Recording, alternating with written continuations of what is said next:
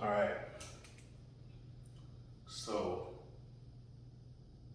I'm trying to break down a new training phase and program for myself. The easiest way to do that for me is to kind of brain dump first all the exercises I want to do, which I put on the board first, then kind of split them up kind of just randomly into certain days. And now I've kind of matched them, not 100%. I'm gonna let this marinate in my mind for a little bit before I really come to a conclusion. I'm just kind of thinking out loud, but I'll explain it. So, day one, I have the movements that I really want to get better at. So I have the strongman sandbag coming in today that has the potential to get to about 150 pounds. And I want to spend a lot of quality time with that tool. So that's why you see the sandbag clean is first, barbell RDL. These are like the top two movements for the day. These two are more kind of accessory based. So this is the meat and bones. This is the vegetables, right? And I think that's feasible. Like a sandbag clean, barbell RDL would take up the big chunk of time. Carries and cable accessories I can kind of put into a circuit at the end of the session. Day two, still the sandbag, but now we're doing a sandbag front squat, barbell military press, rear foot elevated split squat. So this day kind of has three main movements. One bilateral on both feet, one shoulder dominant, upper body dominant, pressing, and then one single leg dominant. This one will be the main focus, then this, then this. And then a cardio variation will be like, meat and bones. Cardio variation is the vegetables. That will be probably on this day, it would probably be either a really long walk or it will be something like a jump rope interval session at the end. Day three, these are going to be pretty demanding. Day three is basically based on how I'm feeling after these 2 days. I give myself a few options. I can completely rest. I can do an active recovery, which is like going for a long walk. I can do an aerobic base, so that's like going for a long walk or even like a long bike ride. Or I can do a rope flow, which is still, it's like an active recovery. So rope flow, active recovery, same thing. This is recovery based day, and the recovery is based on how I feel after the first 2 days. Let's see. Day 4, AM. So this day I have all day. This day and day 1 I have all day to do whatever I want. And I'm thinking of splitting it up. So far I'm thinking of splitting it up, I don't know. Close grip bench, one movement I want to get stronger at. Upper body dominant.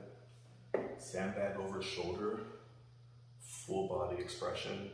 A lot of hips, it's just everything. These are the meat and bones. The close grip bench, the sandbag shoulder are the meat and bones. The push-ups and dumbbell accessories, those are vegetables. Those are easy money. I can do those any day of the week. PM, high intensity interval training. So we're talking boxing, sprints, kettlebell swings. That would probably be it for the high intensity interval training that I'll do. And probably 1 or 2 of these on a given day. This is short and sweet, probably no longer than 30 to 45 minutes. Probably progressing over week. So maybe the first week I start out at 30 minutes, the second week I go to 35, then I go to 40, then I go to 45. Just progressively increase the intensity or the duration that I am maintaining that high intensity at. Day 5, I should be fairly rested. This is almost like an accessory based day. So it's movements that I just love doing and I want to make sure that I keep getting better at them. And also movements that help me with everything else. So pull-ups, potentially weighted, but we'll see. Front foot elevated split squat, one of my favorites.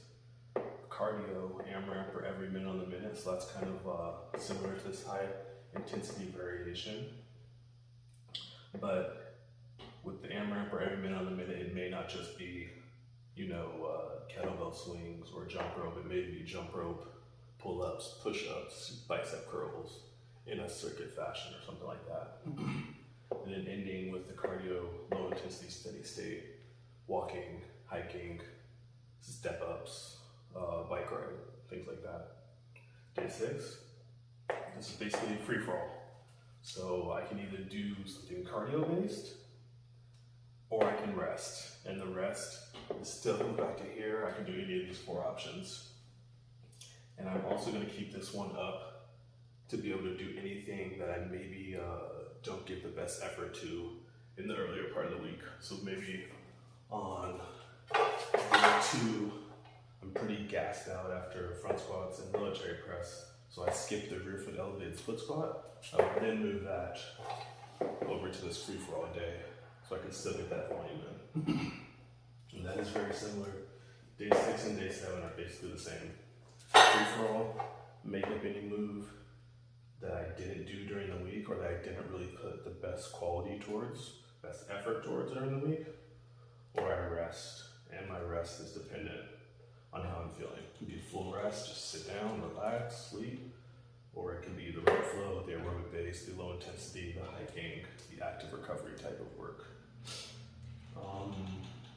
Yeah, right now this is a work in progress, so it's not finalized, but I like the look of it. It doesn't seem impossible. It does seem challenging, but that's what I want. So yeah, this is the thought process for kind of like the next 2 to 5 months of training. Really breaking in the sandbags, really getting better at Romanian deadlift, a heavy one, barbell military press, raising the weight, close grip bench, raising the weight, pull-ups, raising the weight, basically going into weighted pull-ups eventually. And then the big thing is incorporating cardio on a regular basis, which I do not do at the moment, but I need to. So the cardio variations, the high intensity days, the low intensity steady state, the cardio based days, they're all going to be important. They're all going to come together to make a nice, complete machine. Let's go.